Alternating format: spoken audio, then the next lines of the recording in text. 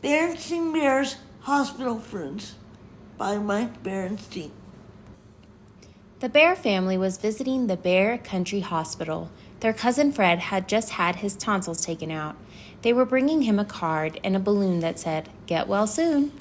On the way to his room, they passed busy doctors, nurses, and other hospital workers.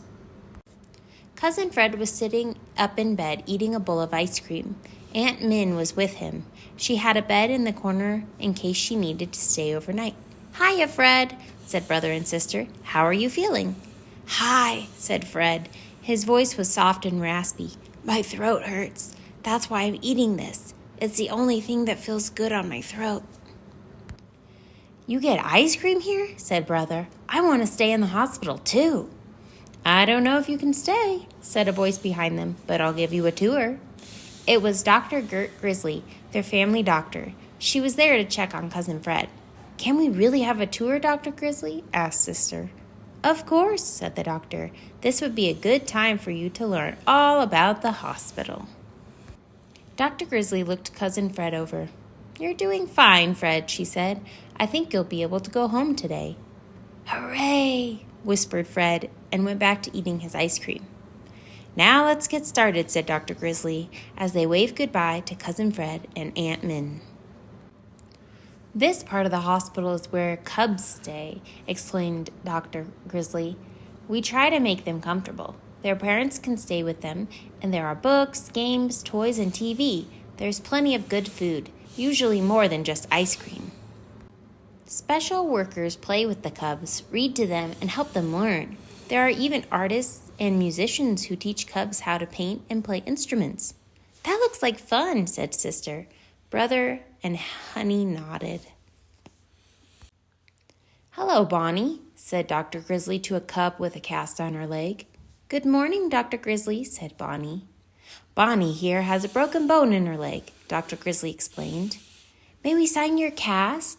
asked Sister. "Sure," said Bonnie, grinning.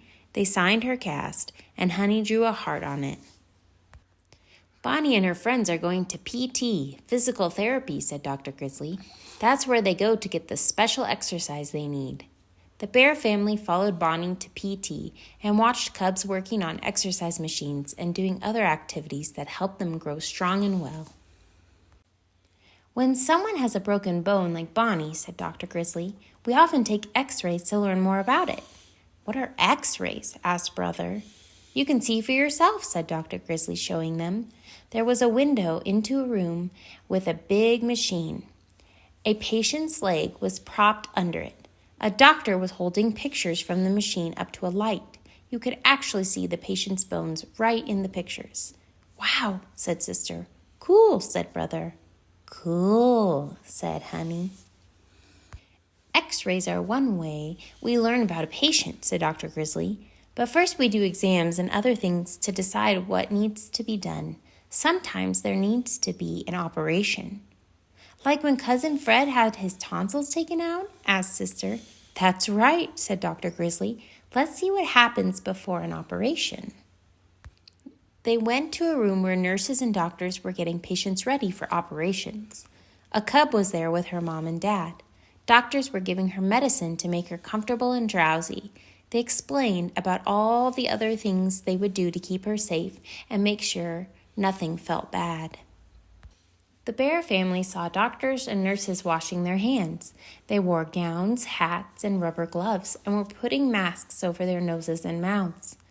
"Everyone who works with patients in an operation has to wash carefully to clean away germs," explained Dr. Grizzly. "Why are they wearing masks and all that other stuff?" asked Sister. "That's to protect against germs too," said Dr. Grizzly. "Even after washing, we all have germs that can make a patient sick." "Where do patients go after an operation?" asked Brother.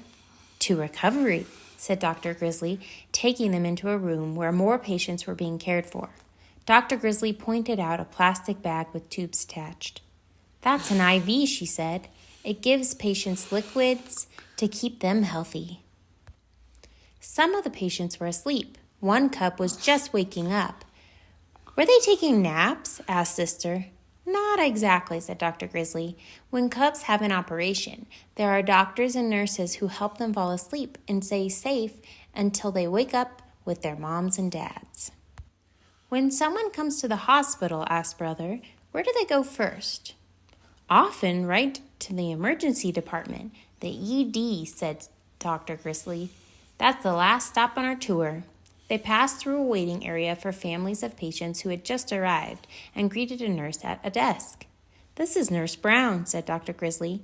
She finds out all about the patients when they first come in.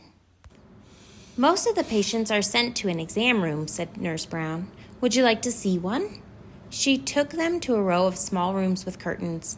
They saw a doctor listening to a cub's breathing while a nurse took his temperature and checked his heart. After patients are examined, explained Nurse Brown, they sometimes go for more tests or treatment. How do all these patients get to the hospital anyway? Asked Sister. When folks need to go to the hospital in a hurry, said Nurse Brown, taking them outside, an ambulance will rush them right here. Emergency workers can even give care and medicine in the ambulance while it's on its way. Sometimes, Dr. Grizzly told them, patients are brought even faster or from far away in a special helicopter that lands right on the hospital roof. Wow, said the cubs. Oh my, said Mama, holding her hat in the breeze. Wow, said Papa. Now our hospital tour is done, said Dr. Grizzly. I hope you enjoyed learning about the hospital as much as I enjoyed showing it to you. Guess we did, said the bear family. Thank you, Dr. Grizzly.